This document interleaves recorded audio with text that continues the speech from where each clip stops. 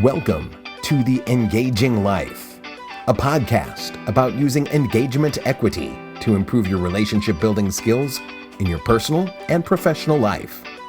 And now, here are your hosts, Brandon Suba and Angela Cheney. Angela, did you have tamales this morning? Sorry. Hey, everybody. Welcome to the Engaging Life podcast.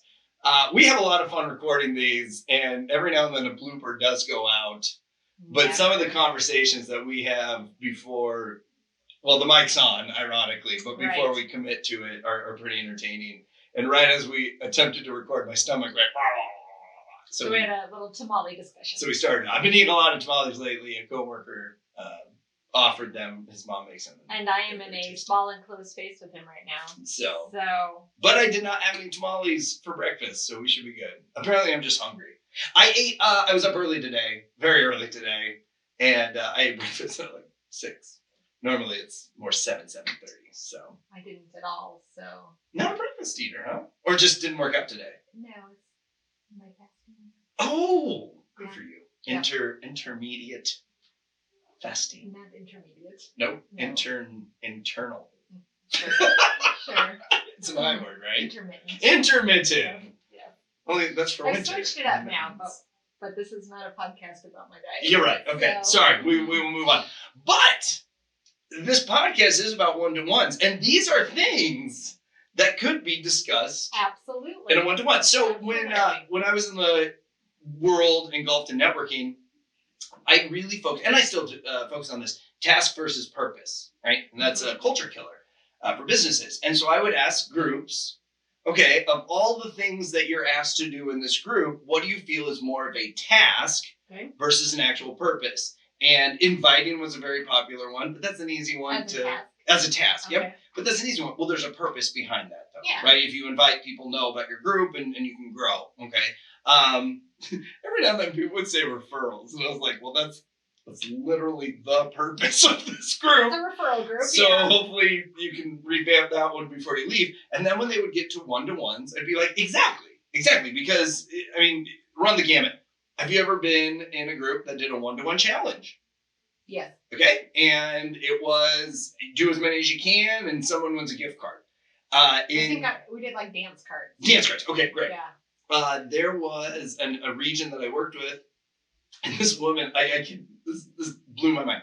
This woman would say, "Oh, Angela, I would love to have a one-to-one with you. Can you meet me at my office Wednesday at 1:00?" Okay. Great, that works. You would show up at 1:00, maybe 12:55 early. We would be done by 1:15 because I had to get to an appointment. And she did this with all the members, like lost all of her credibility because everyone knew she was doing this, and then she won the competition. She was saying, show up at my office at 1, but I have to leave by 1:15. She wouldn't tell them about the 1:15. Until they got there. Yep. So then you would sit down and she would be like, oh, by the way, I'm sorry, I do have to leave at 1:15 for an appointment, but let's still have this one-to-one. And she did it to everyone in the group. Oh no. And hopefully by the end of this podcast, you will see why there was no value, what she missed, and how much credibility she lost. Okay, so the competitions. Have you ever been in a group for a really, really, really long time and you just felt, I know everyone. I know everything about everyone. I've been there too, millions of times. So that's why I do feel one-to-ones are seen as a task. Now, you're doing your journey, and I'm trying to kind of follow you with not in the marketing world, but just in the networking world, how to have a good journey in your group. Sure. Well, we talked about conversion. Yes. Right? And this is staying in front of your clients even after they bought from you. Absolutely. So for one-to-ones, this is your opportunity to stay in front of fellow members even after you know everything about them. Yes. They've done business together. They've passed you referrals because there's always more opportunity. There's always more opportunity, and there's always more to know about somebody. Oh, yes. You can't, it's kind of like, we talk about relationships. It's kind of like, I've been married for 10 years. I don't have to be curious about my husband anymore. That's when marriages start to fall apart. Absolutely. And it's the same thing. You could have been in a networking group with John for 7 years, know everything he does, but maybe John's business has changed. Maybe he's changed. Maybe, it's once you lose curiosity in anything, whether it's your job, whether it's a group, whether it's another person, that's when things start to die. I agree. And what is a group that is full of dead relationships? What value is that to you? Right. None. None. Okay. So back in the day when we each had our own radio show. I used the classic 5 W's or whatever it is. And we're going to do that today. We're going to do that today with one-to-ones. This is very, very basic because to me, I helped people and myself do more one-to-ones because there was a concept behind it. Okay. Where a lot of the times it is just, hey, let's get together. We chatted for an hour. It was a blast. We checked the box on the one-to-one, but nothing really came of it, right? No business came of it. No referrals came of it. Mm-hmm. That's where I think it becomes that task point then. All right, so let's start with the why. Okay. So why do we do one-to-ones? Well, we touched on it a little bit here, but this is your opportunity to keep people up to date on your business. Absolutely. I did a podcast. This is way, way, way back when I started, and it ended up being like a 20-minute podcast, and I threw it out. The whole concept. It took me 20 minutes, and I still didn't get there. All I tried to describe was, Angela, if I invite you to a one-to-one with me, does that mean I want to learn about you, or does that mean you need to learn about me? I think both. Okay, both in the initial, but Yeah. let's go a step further. Okay, we've done a couple. We know each other generally. Okay. If I say, Angela, I would love to do a one-to-one with you next week, as a credibility, should I focus on you or focus on me? Me. Okay, excellent, Yeah. right? Because I'm inviting you, I'm asking for your time, Yes. so I need to be prepared to learn more about you. Right. But it's perfectly okay for me to say, this has been amazing. Thank you for answering all my questions. Would you be open to doing another one-to-one? But can we flip these questions and I'll answer them for you? Yeah. Okay. And did I do that in a nice, credible way?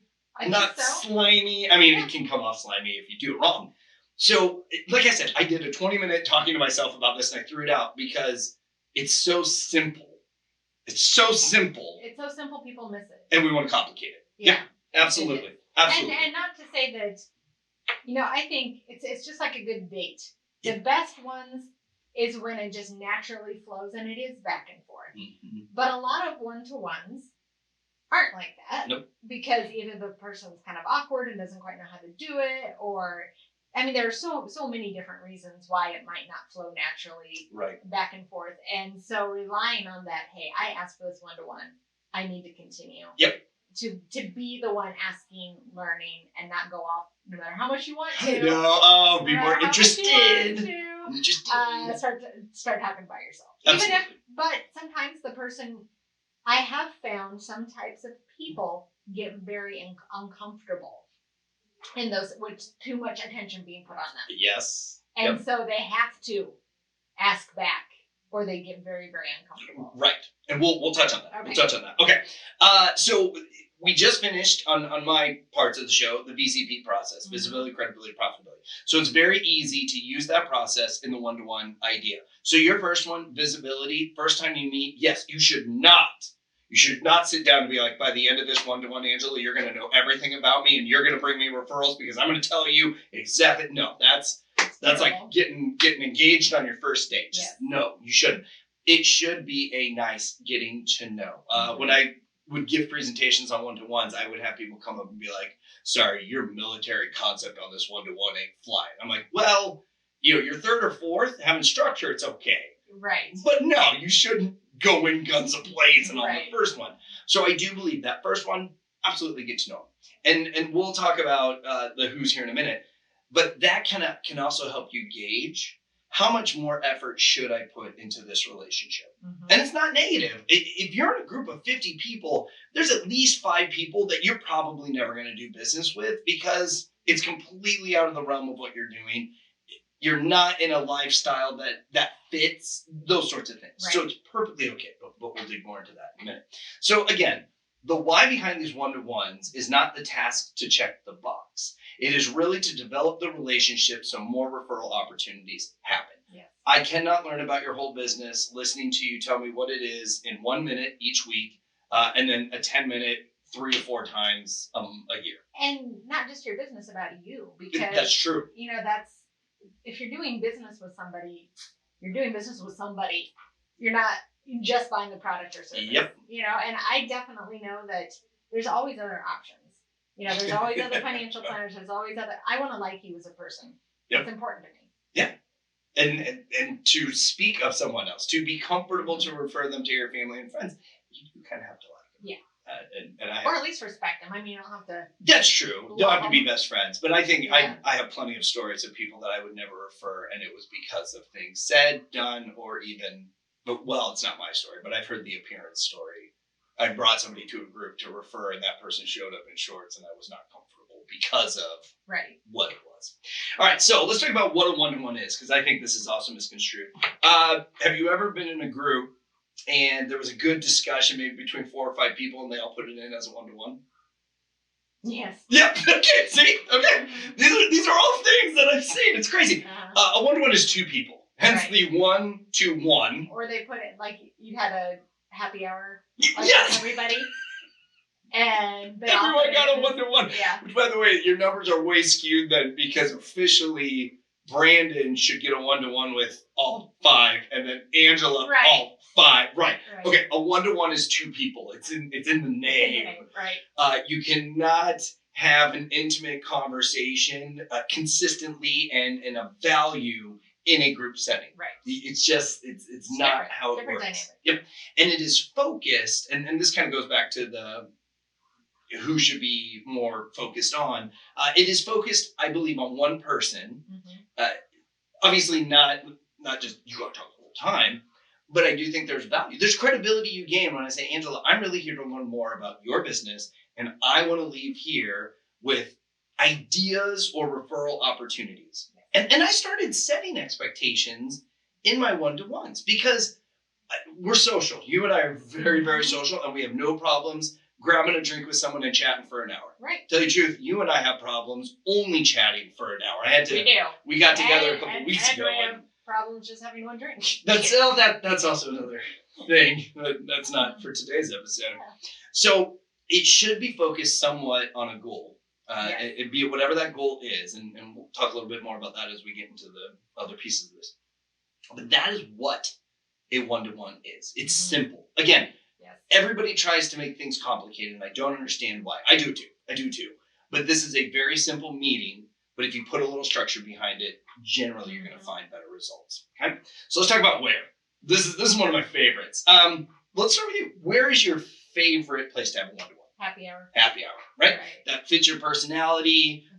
It's a comfort zone. I try and get out of lunches. I try and get out of coffees. Yep. But I like to have a drink, and that makes it a lot more. I look forward to it a lot more. Correct. Of course, we talk about men and women, and I think that's some value we can bring as a man and a woman doing a podcast together. If you invite the opposite sex for a happy hour, you really need to have focus again. Like this is not the opportunity to find that one lady you find attractive and get her to have a drink with you. People do that. They do. I would like to have the caveat that I met my husband in a networking group. In a group, yes, that's right. So maybe there's something to it. But I'm not. And then this is kind of off topic, but the extreme on that, there was a married couple, and she was the member in the group. She could not have a one-to-one with a male without bringing her husband. And that is, I'm not going to say common, but it happens. It does happen. And there are, my husband works with someone that they do that. They don't bring. They're just not allowed to do it. Either of them. He cannot have lunch with another woman. She cannot have lunch, a drink with another man. And that they've agreed to that. That's a relationship. Yep, absolutely. Because you never know. You never know the backstory of why. Right. But I do think that can be a challenge for the other party.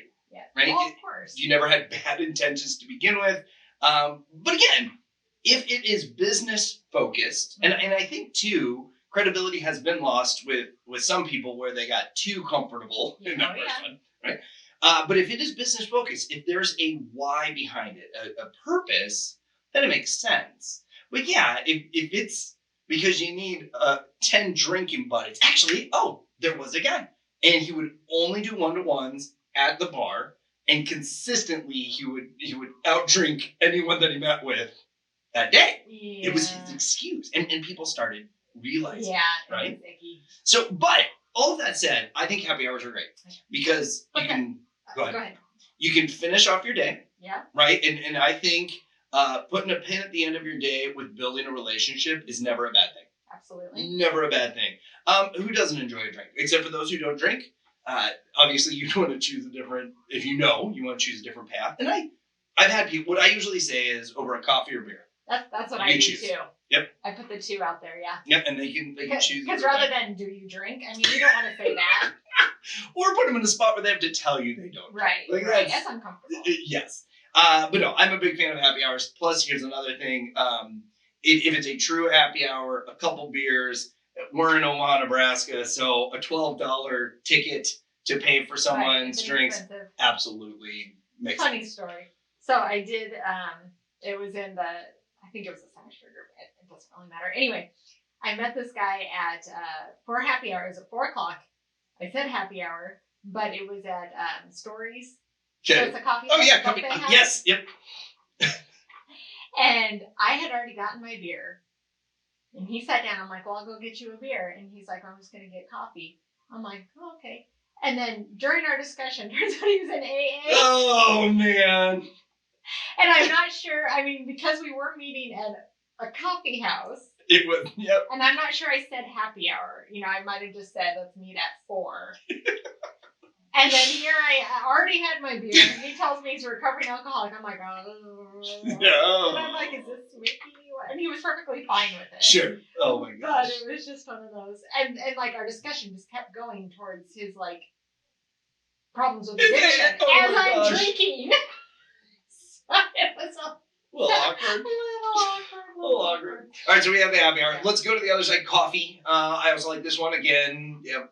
Inexpensive. Yep. Inexpensive. Takes about an hour. And okay. Well, same concept. Yeah. They all fit. Okay, so let's go to lunch. Okay, or even I would always do a coffee. I would never do a breakfast. I've done a breakfast meeting, not a 1-to-1, because Yeah. I don't need you eating eggs. I don't like eggs. I don't need someone eating eggs Anything with a in the meal, morning. the complications are Yep. number one, you can't talk When food's in your mouth. while you're eating. Yep. Number two, you've got the whole, is there something on my face? Is there this? Is there that? 3, you've got a waitress or waiter coming in and Yes! interrupting you all the time. Yes.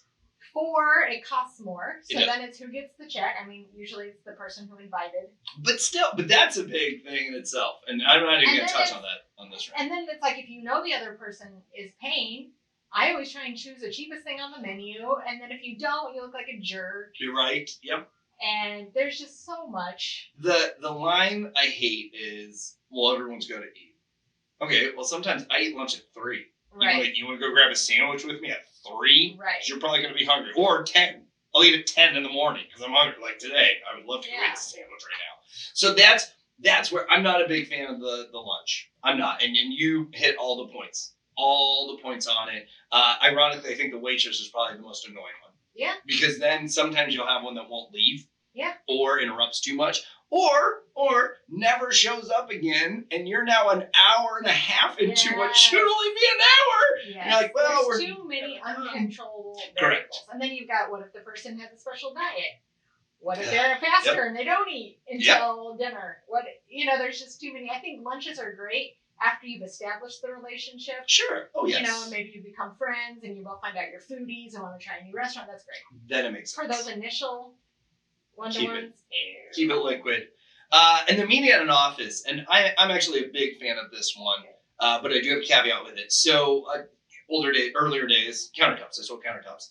And I was always trying to find a location to meet at and all this. So I finally just started saying, hey, if you're comfortable with it, we have a meeting room. Let's just meet at my office. Well, my product was visual. So it was great. Yeah. They were surrounded. And a lot of people said, gosh, I'm so glad I came in today. Because no one's just going to come to your showroom. Like every now and then I'll pop in, but no one's going to purposely just go to your showroom. So it gives you an opportunity to show off. Here's the catch though. I was in the middle of a 1-to-1 and front receptionist pops in and says, hey, you have a client here. And it was a glass meeting room. Okay. So they could see me. Yeah. So guess what I had to go do? Take care of the client. Yeah. So now I'm losing credibility because I'm having you sit in a room by yourself. Right. So if you meet at the office, you have to have a closed space. And I also then let the what's the proper word for receptionist? Like, I don't want to be degrading. Receptionist is fine. Okay, so the person working the front Waiter. desk, I had to tell. Director of First Impressions. There we go. I had to tell Director of First Impressions. I know that this is not a client specifically, but treat this as if I'm with a client. And the other thing that you have to be, so there's another fun, met my husband in a networking group. First one-to-one we did, he had me come to his office. Okay. He'd forgotten that we had a one-to-one. Was he there? He was there, but he had a conference call. And he was like, you can just sit in the office with me while I do my, he's a financial planner. Oh, Todd. Confidential. Oh, Todd. Conference call. So, I mean, not only was I probably not supposed to hear what was discussed here, second, I had to sit there and listen to somebody else's conference call. Why is it a call? And you stayed? I stayed. Oh, look at that. It was and you know what's meant to funny? be. He does not remember this. He's like, I did that? I'm like, yeah, yes. See, you're in your own realm. So, if you mean that, I think there's value to Put that. it in your calendar. Because, well, that's easy to do. Be like, they're going to come here, so I'll remember when they walk in the door. I did a podcast on how much I hate calendar invites, and now I live off of calendar invites. Yeah. It does make a big difference. So strategically, if you can pick liquids, be it coffee or happy hour, I think that is the route to go. Okay, now who?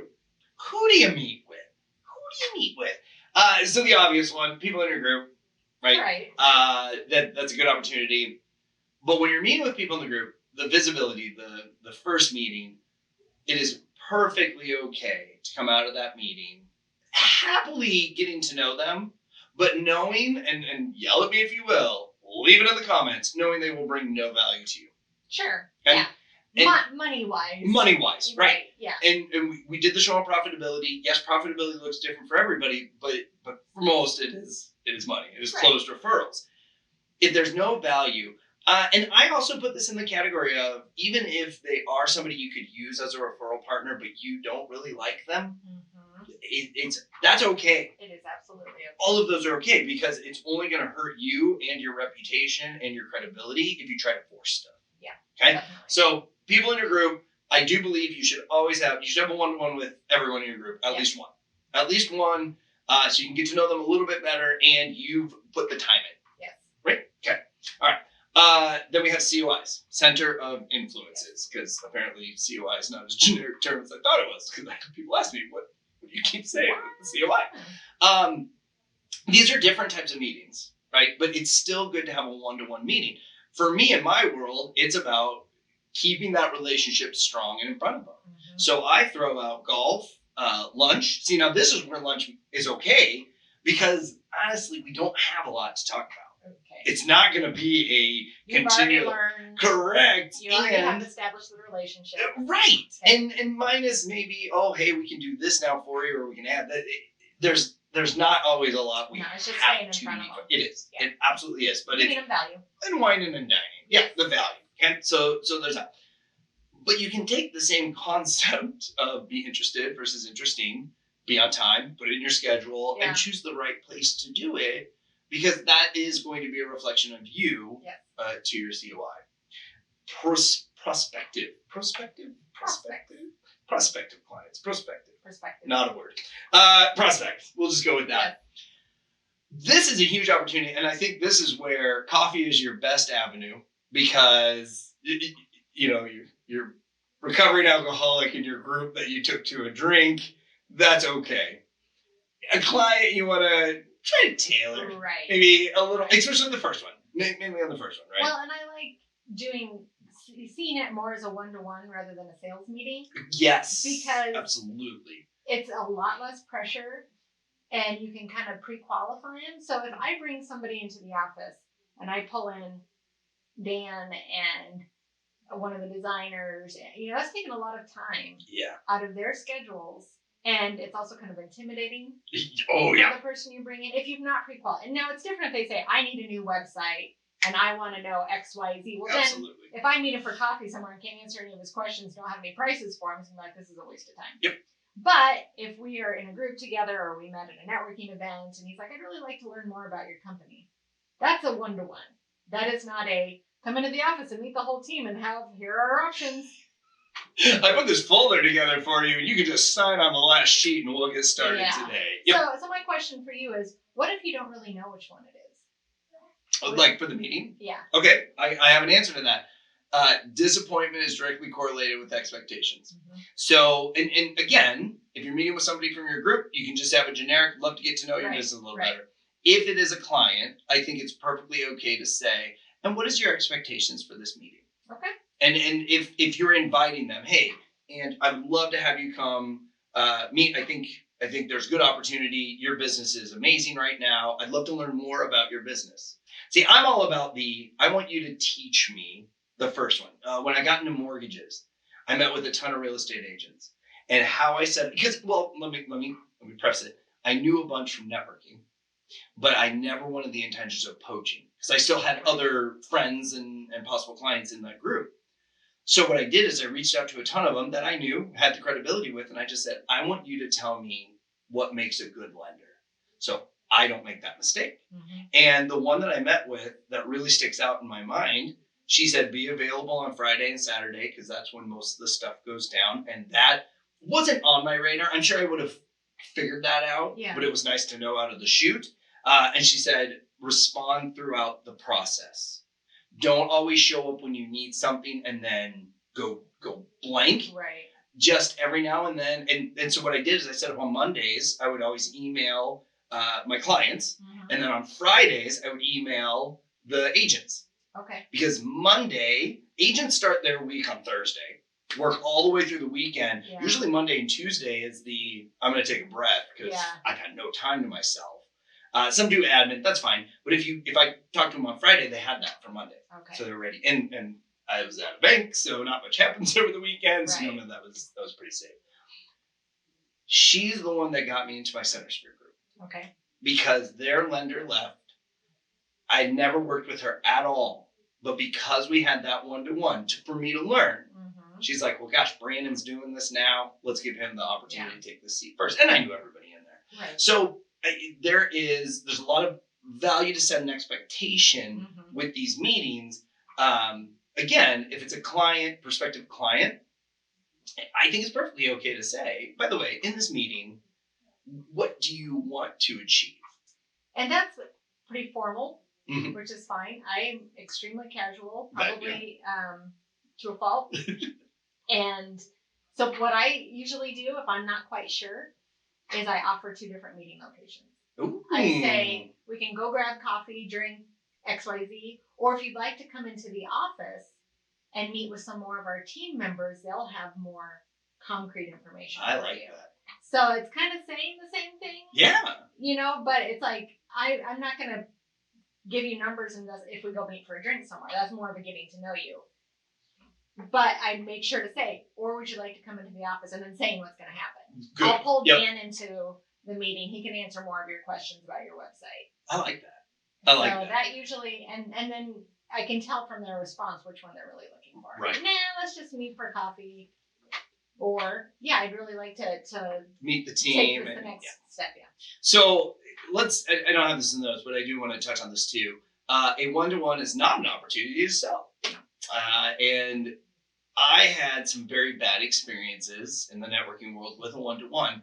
What I thought was really neat is we had a health, not benefits, but health insurance guy. Okay.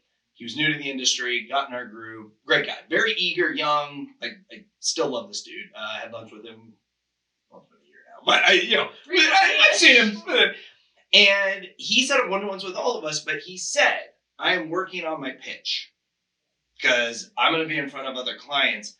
I don't want you to feel like I'm selling you, but I would love feedback on my pitch. Okay. And being the guy I am, I was like, heck yeah, buddy. You found the right guy to do this. I'll give you everything I feel about it. Going in a bad direction? No, it wasn't. It was because he set the expectation. I want to practice my pitch with you. I thought you said it was a bad story. No, this is the good story. I have bad stories of people that didn't set the expectation. Okay. You sit down, what is it?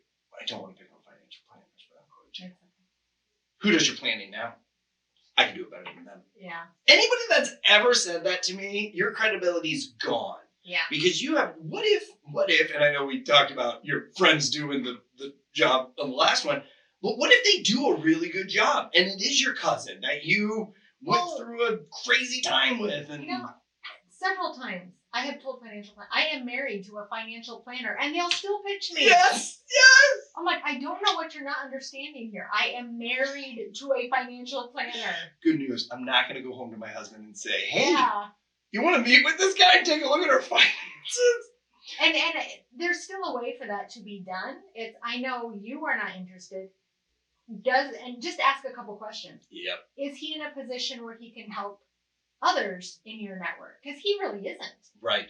So right there, it's like, I've met plenty of people I can refer, but if you just keep trying to sell me, no matter how many times I tell you I'm married, I'm just going to be pissed off. Of course. They're not listening. No. They're not listening. No. So again, a one-to-one is not meant for a sales. But if it is something where you want to work on your sales skills, and sometimes it naturally happens. It does. It's also not, because I've seen sometimes too, where I like really want something, whatever they're selling, yes. and they won't let me. Yep. No, we're not talking about that, right? I'm just like, and that's when I just put my debit card on the table and I'm like, are you sure you don't want to talk about selling me something? I got a hot card right here ready to go. Yeah. But for the most part, unless the expectation is set, no matter how many one-to-ones you've had, it's never a selling opportunity. It's an education opportunity. Absolutely. I took every mindset of, I would like to get a referral source from you out of this one-to-one. So I'm not pressuring you to have a referral for me next week. I'm not pressuring you to go talk to your friends and family about what I do. I am pressuring you to maybe introduce me to a real estate agent if I'm in the mortgage world. And then that gives me the opportunity to meet with them to learn how to be a better lender. And then, oops, they sent me a referral because they needed this. Or I was able to do this for them. So there are so many great ways to have a good one-to-one. But they're not all going to be great. You're going to have bad ones. I hate to break it to you. So let's talk about when. How often should we have these? Like I said earlier, if it's just in your group setting, you should really gauge based upon the first one how often we need to meet. So you're saying how often to meet with one person, or how often you should be having one-to-one? I'm talking about one person in this example, because if they are a good referral source, if they are around your clients, if it was very obvious that there was going to be opportunity, I'll give you a good example of one I did not see, and luckily she said something.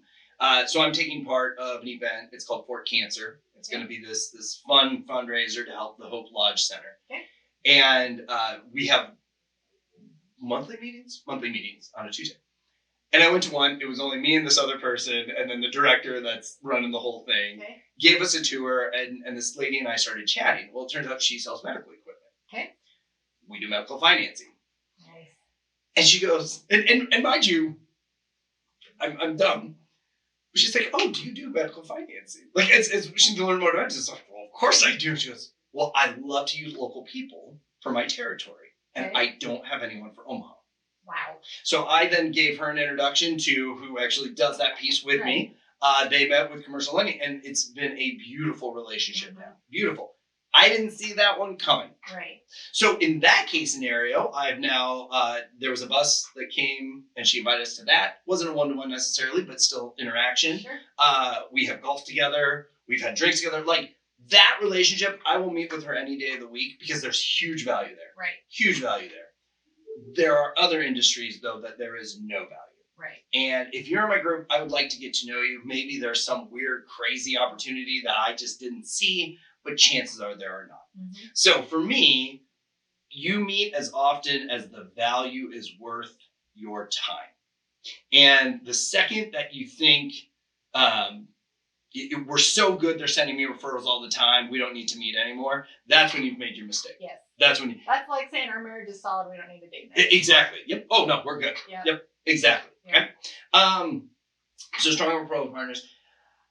I do think personally, and this is now across the board, not just with one person, you should try to do one-to-one a week. Now, here is where I'm going to invoke I figured you would. Platinum rule. Because it really depends on what you're like and what, if introvert, extrovert, right, your time, all of this, because I would say one a day would probably It'd be great. Yeah, Sometimes I do. That would be a good target to shoot for you. Okay. For me, if I pack my schedule like that, I will cancel 75% of them because present Angie thinks future Angie loves to do 6 1-to-1s in a week, and then future Angie becomes present Angie, who's still the same person, and goes, "What the hell was I thinking?" No. So to me, one a week is probably good. Okay. Especially if it's like a happy hour that I normally am going to do it anyway. Yep. And so you bring them in. And you got to remember the list. COIs, prospective clients, group, people in your group. It's not that intimidating when you really look. A lot of us do it already. Right. You're going to meet with a client. Okay. You can count that. Not officially in your group, but like you can count that as your 1-to-1 a week. It's just taking a time to focus on someone that has value or opportunity. Some of those lines. And then the last thing I hear is one and done is perfectly okay.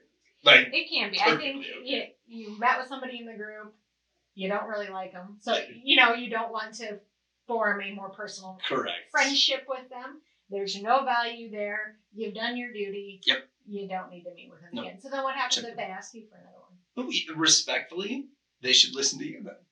Then that means they want to learn more about you. Okay. So I'm in on that. If it's like every week this person's asking me to go do a 1-to-1 and there's no value, I would probably say I just don't see the value of us meeting this consistently. What if they like you? They want to be your friend. That's great. Then we look at a friendship opportunity. But you don't want to be their friend.